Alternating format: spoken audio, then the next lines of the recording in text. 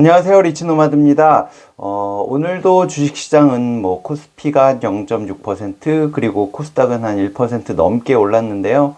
뭐 요즘 흐름은 괜찮은 것 같습니다.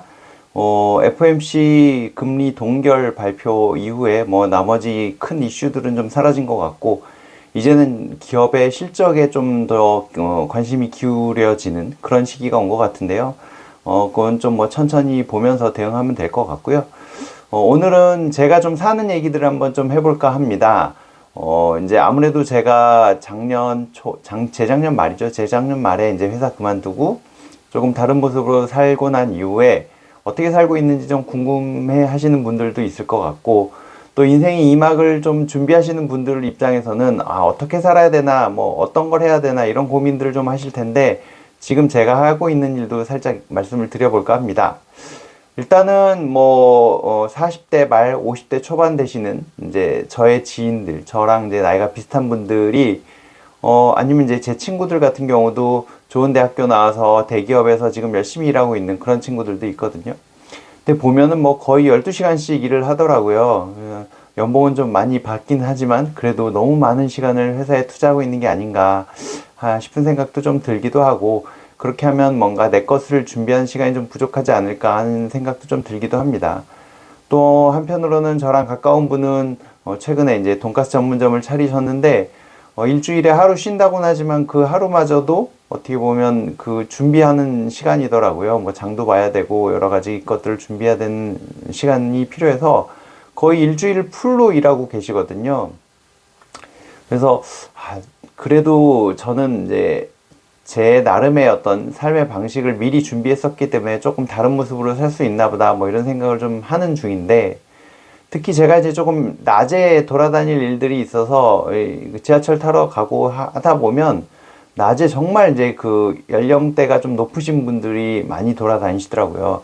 당연히 뭐 이제 일하느라 공부하느라 젊은 사람들은 뭐 좀 돌아다닐 시간이 아니긴 하지만, 그래도 예전에 비해서 확실히 뭔가 이 연령대가 많이 높아졌다는 생각이 좀 들긴 들더라고요. 저는 지금 어떻게 살고 있느냐, 어떻게 보면 뭐 세 가지 정체성을 갖고 있는 것 같은데요. 일단은 투자에 관련돼서 쓰는 시간이 예전보다 확실히 좀 더 많아진 것 같고요. 아무래도 장을 조금 더 많이 들여다보고 공부를 하는 시간도 있고 뭐 이제 이렇다 보니까, 하나는 투자자인 거고요. 또 하나는 뭐 예전에 말씀드렸던 헤드헌터 일을 좀 하고 있고요. 그 다음에 또 하나는 뭐 비중은 좀 작지만 유튜브를 운영하고 있고, 또 블로그도 조금 쓰고 있는 이제 그런 활동들을 하고 있습니다. 올해는 작년하고 비교해서 이제 투자자 관점에서 보면, 작년에는 이제 뭐 시장도 좀 안 좋았고, 근데 특히나 제 계좌는 작년 6월 요맘때부터 많이 안 좋아지기 시작했거든요. 그 전까지는 그래도 잘 버텼었는데, 올해는 이제 작년에 뭔가 실패를 만회하고자 올해는 좀 수익 실현을 좀 적극적으로 하면서 좀 활발하게 대응을 하고 있는데, 그 덕분인지 지금 이제 올해 지금 상반기는 괜찮은 스코어를 보이고 있는 것 같습니다. 작년에 손해봤던 거 다 커버하고 지금 이제 플러스가 좀 안정적으로 나고 있는 상황이고, 올해 수익 실현할 것들을 예상을 해보면 뭐 이제 배당을 포함하는 거겠죠. 작년에 그래도 한 2배 정도는 되지 않을까 하는 생각을 하면서 열심히 대응을 하고 있는 상황입니다. 매일 뭐 1시간 이상 투자와 관련된 공부들을 하고 있고요. 이제 그 이외의 시간들은 투자 말고 이제 뭐 헤드헌터를 하고 있는데, 이게 이제 작년 초반에는 제가 할 때는 좀 아무래도 어설픈 헤드헌터였기 때문에, 초보 헤드헌터였기 때문에 좀 실력도 좀 별로였었고, 근데 이제 작년 하반기부터는 좀 괜찮아지더라고요. 근데 어떻게 보면 작년 하반기에는 좀 장이 안 좋았잖아요. 장이 안 좋을 때는 좀 헤드헌터 실력이 조금 나아져서 헤드헌터가 조금 먹고 사는데 도움을 줬다고 할 수 있을 것 같고요. 근데 이제 올해 초반까지는 괜찮았거든요. 3월, 4월까지는 괜찮았는데, 지금 이제 헤드헌팅이 약간 좀 시들해지는, 약간 그런 시기가 왔는데, 다행히 이제 주식이 좀 좋아지면서 굶어 죽으라는 법은 없는, 그런 삶을 살고 있습니다. 헤드헌터가 어떤 일을 하는지 좀 궁금해 하시는 분들이 있을 텐데 잘 모르시는 분들이 있을 거고, 헤드헌터는 이제 기업이 필요로 하는 인재를 찾아주는 사람입니다. 이제 평생 직장의 개념이 좀 없어지면서, 그리고 이제 이직이 좀 잦아지면서 적합한 인재들을 찾는 이제 기업들은 많아졌고, 아무래도 좋은 사람을 찾는 게 어렵다 보니까 비용이 좀 들기는 하지만 헤드헌팅 서비스를 이용하는 기업도 증가하고 있는 추세입니다. 시장도 꽤 많이 커졌고요. 이제 헤드헌터는 고객사를 발굴을 해서, 이런 사람을 찾는 고객사를 발굴을 해서 인력을 찾아주세요 하는 의뢰를 받고, 후보자를 컨택해서 이제 이력서를 받고 고객사에 추천하고 면접 진행하고 뭐 최종 합격이 되면 이제 입사하고 나면 이제 수수료를 받거든요. 그렇다 보니까 이제 고객사를 좀 발굴하는 영업적인 어떤 능력도 조금은 있어야 되고, 적합한 후보자를 좀 발굴할 수 있는 서칭 능력도 좀 있어야 됩니다. 이게 뭐 사람 많이 한다고 되는 게 아니고요. 뭐 자포탈이라든가 요즘에 여러 가지 앱도 있고 그런 보조 수단들을 통해서 사람을 찾고요. 또 이제 그 사람들을 좀 검증도 하고 인터뷰도 하고 하는 작업들을 합니다. 그리고 이제 이력서도 좀 아무래도 후보자들 이력서를 조금 보완해 줘야 되는 그런 과정도 있어야 되기 때문에 문서 작성 능력이 좀 좋은 분들이 도움이 좀 될 수 있고요. 또 희망처우가 좀 차이가 나거나 뭐 이럴 때는 아무래도 중간에서 중재 역할을 해야 되기 때문에 협상 능력도 좀 있어야 되고 문제 해결 능력도 있어야 됩니다. 그래서 도대체 얼마나 버는지가 좀 궁금하실 것 같은데요. 이제 그 회사와의 계약 관계에 따라서 좀 많이 달라지겠지만, 후보자 서칭의 난이도에 따라서 뭐 임원급 같은 경우 찾기도 힘들잖아요. 그래서 수수료가 좀 비싸거든요. 연봉의 뭐 한 15%에서 30% 정도를 수수료로 받습니다. 이제 그 보증 기간이라는 게 있어서 3개월이나 6개월 정도까지 해서 뭐 그 안에 퇴사를 하면은 일할 계산해서 뭐 환불하거나 뭐 이런 경우도 있고 뭐 여러 가지 계약 조건들이 있는데, 이제 그 서치펌이라고 부르는 이제 헤드헌팅 회사들마다 이제 급여 제도나 이런 게 좀 다른데, 기본급이 있는 곳도 있고 없는 곳도 있거든요. 당연히 이제 기본급이 있는 곳은 성과급이 좀 낮고, 기본급이 없는 곳은 성과급이 높은 뭐 이제 그런 형태로 되어 있습니다. 실적 베이스로 이제 완전히 뛰어야 되는 건데, 제가 있는 곳은 이제 제가 조금 자유롭게 살고 싶어서, 저 월급 안 줘도 되니까 저 열심히 잘하면 돈 많이 주세요. 뭐 이제 이런 형태로 계약이 되어 있는데, 예를 들어서 뭐 이제 뭐 3대 7, 뭐 2대 8, 뭐 여러 가지 계약 구조들이 있는데, 3대 7이라고 가정을 하면 연봉 5천만 원인 사람이 뭐 20% 수수료인 회사에 들어갔다 라고 하면은 한 1,000만 원 나오겠죠. 1,000만 원에 이제 회사가 300만 원 갖고 가고 제가 700만 원 정도를 갖고 갈 수 있는 그런 구조입니다. 5천만 원 연봉을 받는 사람을 입사시키면 저한테는 700만 원 들어온다고 보시면 되고요. 3.3% 이제 세금 떼고 들어오는 그런 구조입니다.